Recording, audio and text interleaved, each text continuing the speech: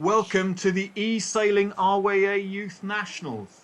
We have had so far 153 entries taking part in qualifying, first of all on Saturday, where there were 8 groups taking part in 20 boat fleets. They were sailing in J70s. There were 6 races with 2 discards, and the top 4 from each group went through to Sunday's semi-finals, where there were 3 races with 1 discard. And now, today, we have the top 10 going through to today's final. And the race format for today is fantastic. We have got, in race 1, we'll be sailing in J70s. Race 2, we'll be sailing in 49ers. And race 3, the final race, 10 F50s out on the water with the course that they did in the America's Cup, the reaching starts, the windward lewards, like you see in the Sail GP. So this is going to be a really exciting race format and something you'd never normally see. And then joining me today for the race commentary, I've got Luke Patience, who was the silver medalist at London 2012 in the 470 class. Welcome, Luke. Thank you very much. Great to be here. Now, it must feel a bit different. You were there in the round 1 of the Lockdown Cup. And so what does it feel like this time actually watching the racing and not taking part? Less nerve-wracking. Honestly, my heart was beating every time we were getting ready for the first race. So it's just something inherent in us to feel nervous before a race. So I'm pleased to not be feeling that and watching the body language of all these boats. Well, I can tell you actually watching the racing on the commentary, the heart rate goes up anyway. So let's see if it goes to the same for yours. Now, Johnny, who've we got racing today? We've got Johnny McGovern, who's running the racing today. You'll see Johnny Boatface on the race course, but he's not taking part. He's just managing the racing. So please exclude him from the results. Johnny, who've we got?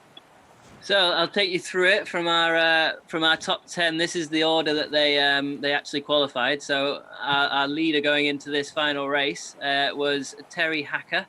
So he's a former FIVA national champion and Offie World's team sailor.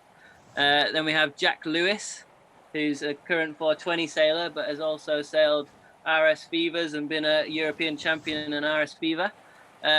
Got James Foster, who sails the Laser Radial currently, and he's the Laser Radial National Champion 2019. And then we got Mike Donovan, who is the Scottish RS 200 National Champion as a crew. So we've got Mike Donovan there. And then we got Joe Drake. Joe Drake is a Laser Standard sailor. He was the first youth at the Nationals 2019.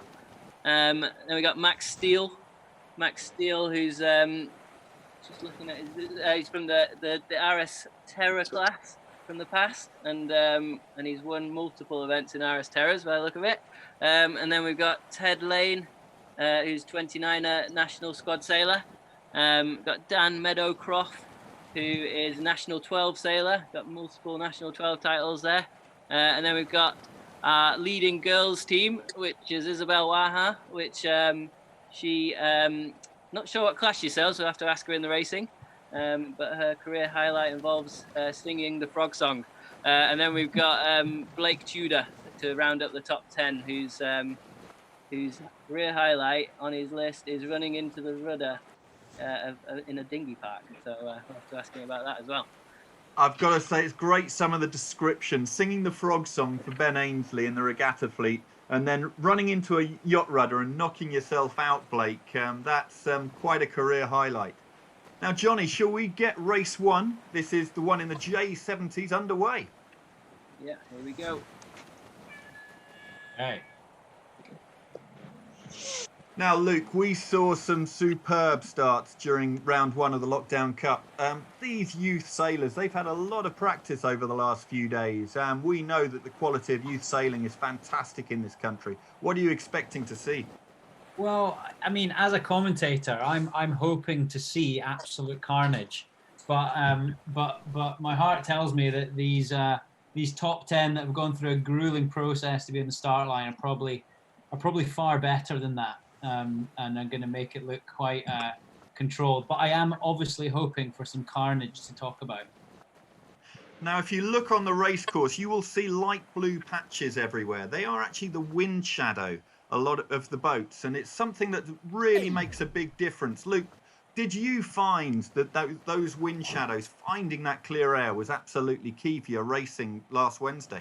Yeah, it was. And do you know what? It's different on each boat as to how important that is. So it'll be really curious to see through the course of these 3 races who can average that out and change their style accordingly. Here we go, though. 2 seconds to the start, and we are And away. we're underway. What a superb start. And we Beautiful. can see there, it looks like we're just going on board with Terry 1, 2, 3, 4, just in the lead of a pack who went away at the start line.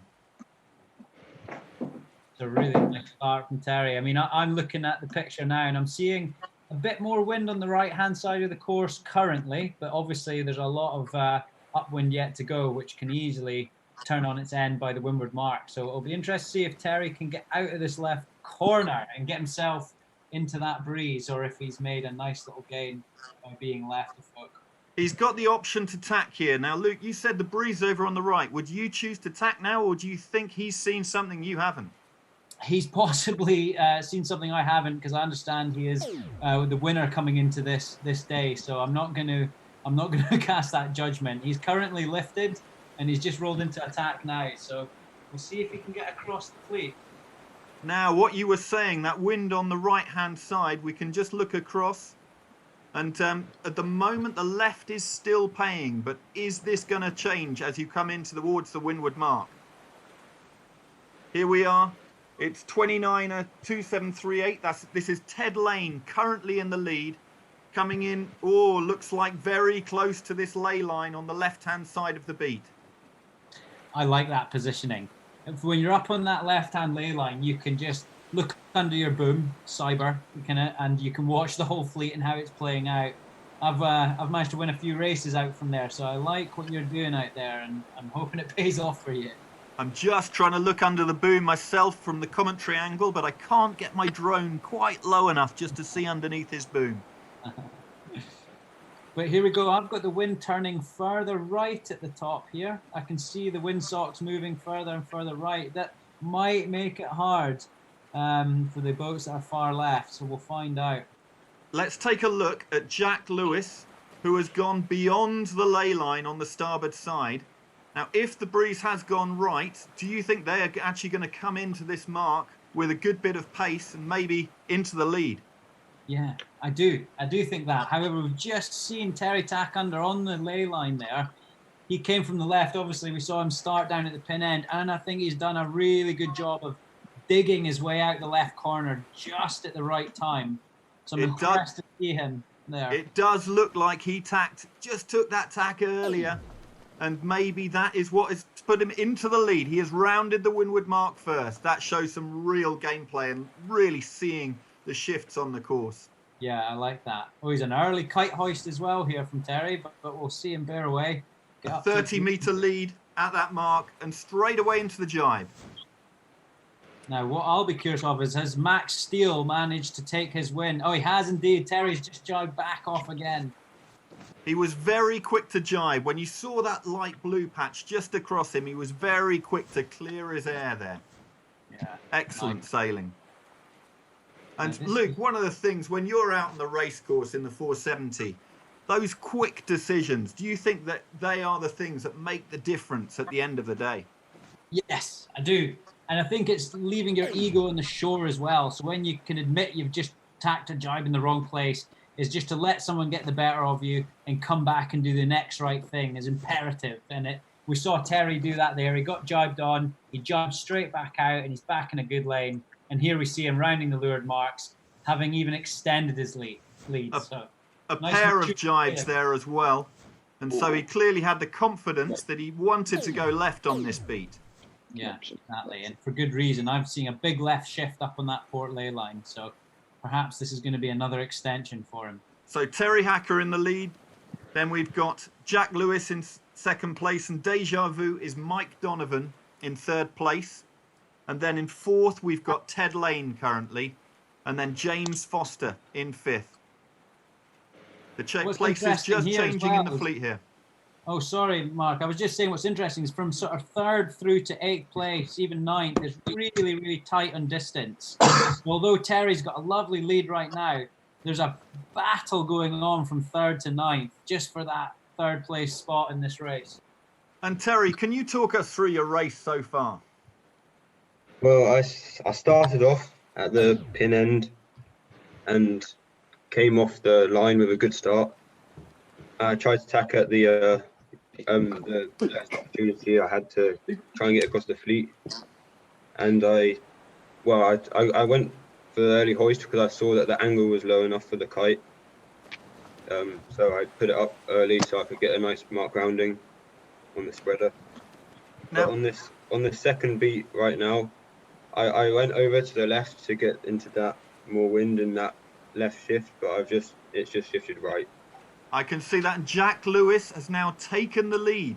Now, you decided to tack back at this point rather than just go in towards Jack. Are you hoping the wind then goes back a little bit to the left so that you can sneak in at that windward mark? Yeah, you see it's already going back to the left, so I did a good job in tacking, I guess. This is going to be tight here. No, Jack. This is good fun. What's Jack going to do? Okay, he's come early. Oh, Deja Vu got an absolute pelting there from Jack. Here we are coming into the windward mark. Yeah. Both Jack and Terry. This is going to be really tight, and Jack is just going to shut the door on him, it looks like. Oh, I think I've had a rule break there. Oh! Whoa. I don't know what happened there. I think Jack getting the penalty there. That seemed a little bit harsh to me there. Oh, that was a penalty, I don't know. I think I should have had that penalty. I've got to admit, it looked like Terry coming in on port at the windward mark. That did look like it was going to be a penalty there for Terry, but the rules are the rules. The umpire's decision is final. Yeah.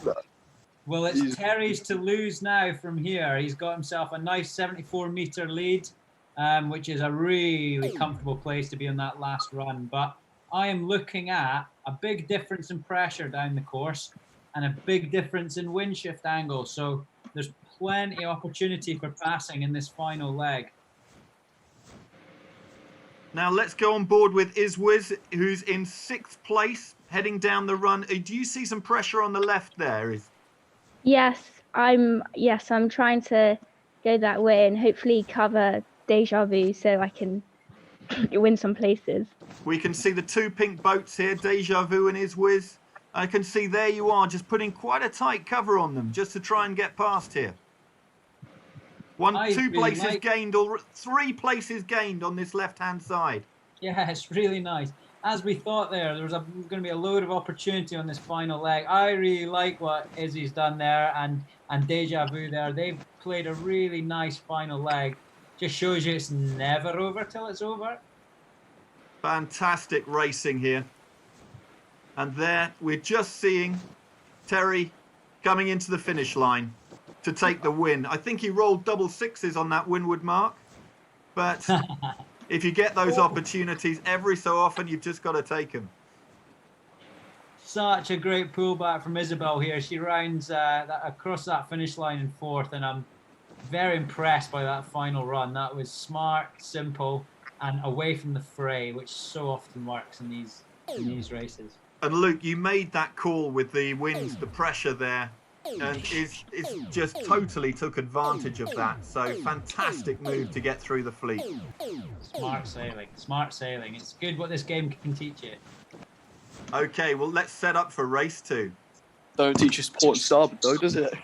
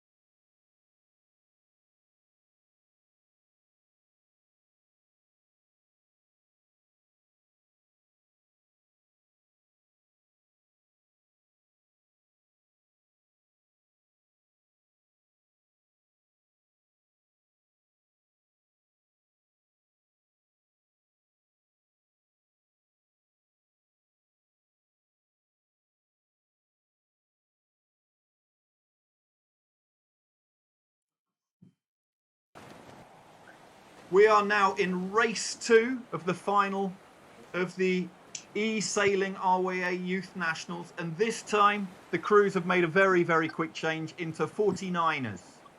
And so the winner of was Terry Hacker of the in the J70s in race 1. Some would say maybe a little bit lucky with windward mark manoeuvre, but if you're going to roll 6s, then just be lucky. Now, Luke, 49ers, things are going to be speeding up now. What are your thoughts? Oh, well, my thoughts are that you really get punished on meters downwind in these boats. It's really easy to jibe on people, and so the downwind becomes incredibly tricky. So I think we'll see the majority of our passing moves downwind. Okay, Johnny, let's roll into the starting sequence, please. Here we go. Okay. It's another beautiful sunny day here in Portsmouth. We've got the Spinnaker Tower you can see there in the background. Everybody out on the beach enjoying the racing virtually. Looks like we've got the wind out the southeast here at the moment, which is giving us a good bit of runway for the breeze. But I'm still seeing it quite patchy as I look upwind. I hope the sailors are seeing similar things. Just 40 seconds to the start now. We're on board with James Foster at the moment. Seeing a bit of a right shift. It's quite starboard bias. I don't want to be influencing anyone that's listening, but I know where I'd be right now. Now, Luke, one of the races last time you decided to start pretty much inside the committee boat. I did indeed. I was just collecting my sandwiches off the back before the race started. No doubt haggis sandwiches, I hope. Exactly. You got to keep fueled up. Good Right, bit of here we mayonnaise go. with that. Just 5 seconds to go. This looks a pretty tight start line. Oh, wonderful start from Terry again down at that pin end. A few OCSs, but look at Terry's start right on that pin end. And he's away. We're seeing a theme 49ers here, aren't we, Mark? flying upwind here. And we've also got Ted Lane right up there. Let's move across to Ted. And there he is, Ted, the very left-hand boat of the fleet. And wow, what a day for sailing. Now, what you can see here as I scroll around is the distance between the far right boat and the far left boat is astronomical. And that's when tiny, tiny shifts or boat speed differences can make massive differences at the end. I'd be nervous as hell right now if I was either one of those boats in the corners of the course. And so this is huge separation on the race course. But those starboard tackers, you often see it in the 49ers. Once they get going on starboard, if they've got clear air, they just go as fast as they possibly can.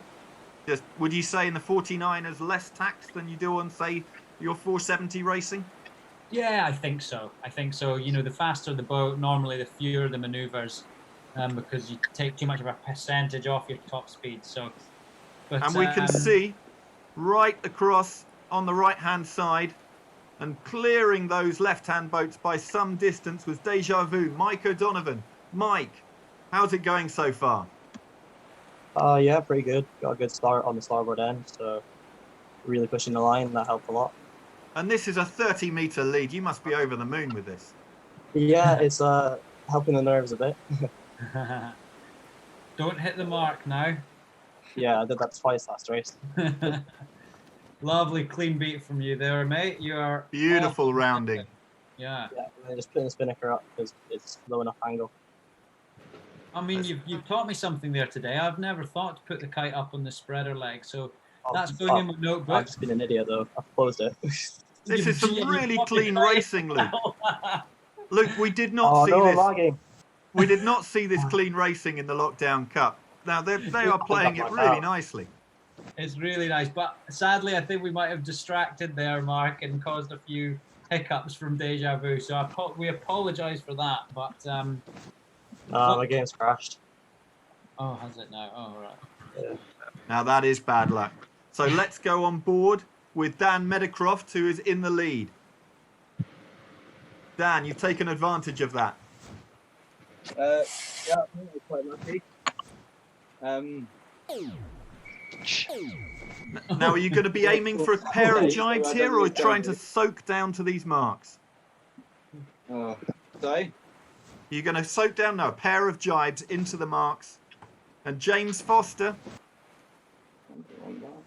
has taken advantage there. It's there's an interesting bit of breeze down the middle of this course, Mark. There's light breeze on the right and light breeze on the left, so this won't be easy to try and decide where you actually put the boat. But here, James Foster must have seen that, because he went round that mark and instantly tacked into the centre of the course. And it seems to be paying for him so far. James, what were your thoughts there? Well, as I came down the run, I just saw the pressure building in the centre. Decided to go around that mark, tack round as the wind started to head. And now I'm heading towards the centre of the course to try and get the pressure that's coming down.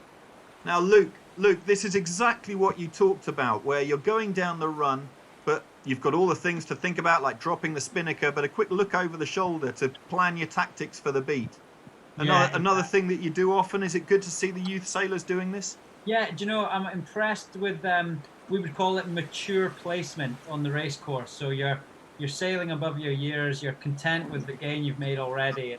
It's all just about putting your eggs in a few baskets to make sure that your risk is never too high. So I'm impressed with where James put his boat and with how he's talking about it. So I think youth sailing is in a good place right now. Now it's going to be very, very close at this windward mark, and we can see there we've got Dan Meadowcroft and James Foster rounding neck and neck, really tight coming into the hitch mark here. This will be a great run. These guys are neck and neck with each other. Again, we've got another very shifty, very patchy run, so it'll be interesting to see how they jostle out with each other, and I can imagine there'll be a few place changes yet again. And they've already split at that wing mark, so we're in for a good show in this final leg. So this is going to be very tight. At the moment, it's showing James Foster in the lead, this right-hand side of the run. And there also we've got Dan Meadowcroft. Oh, they're going across centre of the course. Luke, you still think that breeze is in the centre of the course? Yeah, I do. And actually, I'm impressed at Dan jibing forwards there rather than taking the full starboard effect on James. And so he's jibed back into what's a slightly windier part of the course again. The hard thing now, of course, is the ley lines are coming. And what are we going to do when we jibe back? We're exposed to being jibed on. Just like that. And there, exactly. You have just been predicting every single move here, Luke. And wow, look at that. Closing gauge straight away. I mean, it's not over yet. There's about 2 boat lengths between them both, and they're not yet on the ley line to cross the finish line. So it's going to be an interesting time. I imagine Dan has got the heartbeats up at the minute. And so is this getting your own pulse rate up there, Luke? Yeah, I'm actually quite excited, but Dan's done a good job of defending that. Lovely race. Oh, just held it. That was a really, really tight finish, but there, Dan came away, Dan Meadowcroft, with the win, just ahead of James Foster there. Brilliant. Good racing. And that was a tight finish as well for 3, 4, 5. And there was almost a direct line between the boats that were crossing the line. So there's, yet again, seconds between these boats that are crossing the finish line. Fantastic racing. Now we will have race 3 starting very soon. Next race up is in the F50.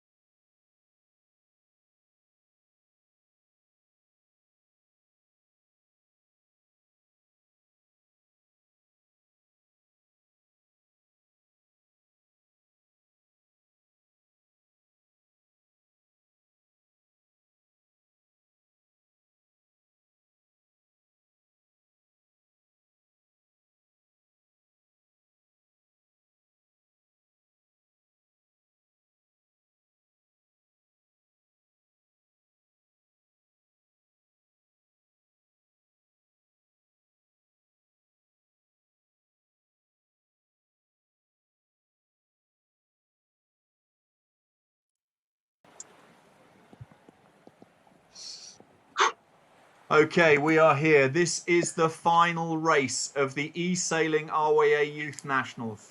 Now, Johnny, could you just give us a rundown of the top 5 on the leaderboard going into this final race? Yep, so really tight on points going into the last race. In 5th place on 10 points, we got Isabel Waha. On 9 points, we've got Jack Lewis in 4th. And then in 3rd place, James Foster on 8 points. And then 2nd, Dan Meadowcroft on 6. And then leading currently is Terry Hacker on 6. So 4 points separating the top 5. Wow, this is tight racing. And now we actually have the F50s. So we have a fleet of 10 F50s out on the water, most of them in the Ineos Team UK branding. So it's going to be, this is where we have a reaching start, down a run to a gate, beat up to the windward mark, run to the gate, beat again, run to a middle mark, and then a reach across to the finish. So the same sort of format as you had in the Bermuda Americas Cup, and also a bit like the Sail GP. Luke, this is going to be an exciting finale. Yeah, and actually I think this will be a high-scoring race, high tariff. These boats are not easy to get around the course cleanly. So I think we might see a fair few gains and losses around this track, which is good for us. And they're notoriously tricky to keep foiling around the leeward marks and the windward marks. So I'm hoping that will make for some good action for us to talk about. Johnny, let's get into the sequence. Alrighty, here we go. Now this time just a 45-second sequence. Yeah. Everybody just milling around, taking it easy. There's clearly some nerves out on the race course. Terry, how does it feel? Well, I don't really know. I mean, I'm just doing my race. I'm not going to distract you. You've got 20 seconds to go, so I think everybody really doesn't want to speak. Luke, 15 seconds to go. What are your thoughts? Well, I'm kind of just looking at the fleet now from a distance, and everyone's picking up speed. The hard bit here is time and distance, and it feels awfully tight right now, but I think we've got a clean start in a way. I really like Dan's start here, right up at the starboard end. He's controlling his wind shadow and everyone else. I think he might just nip round the front of the fleet, but no, it's not. It's actually a Deja vu. This is Micah Donovan, first around. And here they go down towards the leeward gate. Beautiful. We also have the boundaries in effect. This is going to make it really tight with 10 boats on the course. And Mike's just leading the fleet round that left turn. He's up on his foils. He's moving quickly. That is a very controlled and comfortable place to be after the second mark rounding. Wow, with 10 boats on this tight a racetrack, this really is incredible racing. Bit more breeze on the right at the minute mark. I would imagine boats that are on that right-hand side of the course to be just going a touch faster. And that's all you need. You just need to be a touch faster, and that counts for many, many meters in these foilers. And we can see, we can see there, Deja Vu, Micah Donovan has taken full advantage of that and has pulled out over 100-meter lead here. It's nice. It's nice. There's a lot of wiggling going on around here, though, and perhaps there's some connection issues, or maybe it's just happy fingers on the keyboard. But steady is good in these boats. Steady is always good. There are, of course, always the slight issues we have with internet connection and virtual regatta just playing a few little games of its own, which can put the odd spanner in the works here. Now, the big thing here will be Deja Vu's just tacked on starboard for the approach to the windward mark. If he can lay that left turn, then that will be a big distance saver. One more maneuver is very costly. So you're trying to enter these windward marks without having to tack around one. And here he is rounding in first place. Joe 2110, that's Joe Drake in second place. And then we've got Terry in third, second and third. Oh, with a penalty there for Terry. Shame, shame. And look how tight it is in the pack from some sort of third to the 10th spot. They're really nip and tuck. And it's hard. It's hard in these boats when you can't find the room to keep them going and keep them moving fast. And we can see just streaking out there, way in the lead there. Deja vu. That is Micah Donovan having a glorious race. His lead now up to 235 metres. And a nice clean rounding again, closely followed by Joe. And he's split gate. That's always a smart thing to do when you're in second place, is try not follow too much. You're not going to pass him by following him, so I'm going to go opposite way here and see what opportunity lies. Now, as we look up the race course here, wow, the spectators on the Portsmouth shoreline must be having a field day seeing this many F50s out in the water. Yeah, they weren't going to get this in the America's Cup Series, were they? So we're treated here today. And the budget for the Youth Nationals, Luke, this must be way more than in your day in the Youth Championships. Oh, infinitely more, and the turnout is even bigger as well. 153 entries there were for this event. Staggering numbers. So I'm feeling the nerves for all these guys here, but they are still standing on top of the shoulders of the other 140 in the country. So wherever you finish here, you've done well to be on this start line. And it's great for Ineos Team UK, clearly, to provide so many boats for the event. Yeah. We've got a few privateers here, Deja Vu being one of them. Very nice to own your own F50. And good to see that winning as well. Foiling beautifully into this windward mark. What a rounding. 200-metre lead. And I feel like for Deja Vu here, we're probably in a fairly comfortable position. It's just doing the simple things well, might just wrap this up, which is the commentator's curse always. We look on board, 44 knots coming into this jibe mark. And it's the home straight. Oh, goodness. Oh, no! The commentator's curse has struck Luke. Was that a show boating? That was a double rounding of the lure mark. I hope that doesn't penalise you. You're still well ahead. Well ahead, 45, nearly 46 knots over the finish line, even with that show boating. Oh, that was wonderful. That's stylish. We'll have to, if there was a replay option, that's what we'd be watching there. This is something we've not seen in the F50s themselves. Someone actually doing a double loop on the last mark. That is quite a manoeuvre. Was that intentional, Mike? Yeah, I just got bored. No, I'm joking. Okay. No, I was happy about winning that race, but I should have won the last one, so proving a point. Wow, what a race that was, and it had absolutely everything, including that showboat rounding of the leeward mark. That was great. That was really good to see that. I tell you what, I've learned a few things here today, ready for my racing on Wednesday. So I'm thanking these guys for showing me that.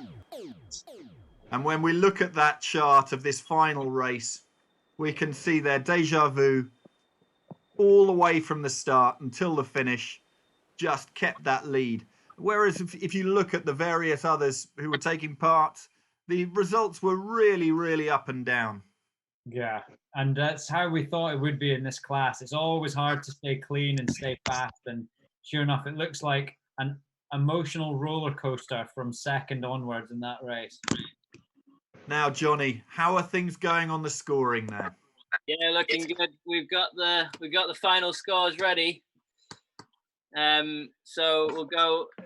Should we do a countdown from third up to the gold medal, to the podium? So the full results will go out later. But in third place overall, we have, with that bullet in the last race, Mike Donovan managed to climb onto the podium. Well done. Fantastic. In second place, who do we have? And then second place we have Max Steele. Max Steele. And then our winner on 10 points is Terry Hacker. Terry Hacker. Well done. Yeah. Now, Terry, let's have a few words from you, please. I think I got quite lucky in the first race, really, though. Still. That's as maybe. If you're going to roll double sixes and get away with it, then take your luck, and congratulations. And Thank you. Luke, your thoughts on the racing? Well, it's shown a good all-round winner here, I think, today with the three classes. And we've seen a ton of place changing, and it's really good to watch it from the other side of the coin. And you know, you said you got lucky there, Terry. Well, there's that old saying that rather be lucky than good. So you got to take it when it comes, because the bad luck often is there too. Well, that was some fantastic racing. It was so good to see over the weekend 153 different entries. This final racing in the J70s, the 49ers, and the F50s really mixed it up on a beautiful day just off the Portsmouth shoreline. Luke, thank you very much indeed for joining me on the commentary today. It's provided some real colour there. And Johnny, thanks very much indeed for organising the racing and, of course, doing the scoring. This has been absolutely beautiful to watch and fantastic to see our young sailors, our youth sailors, doing so well in this racing.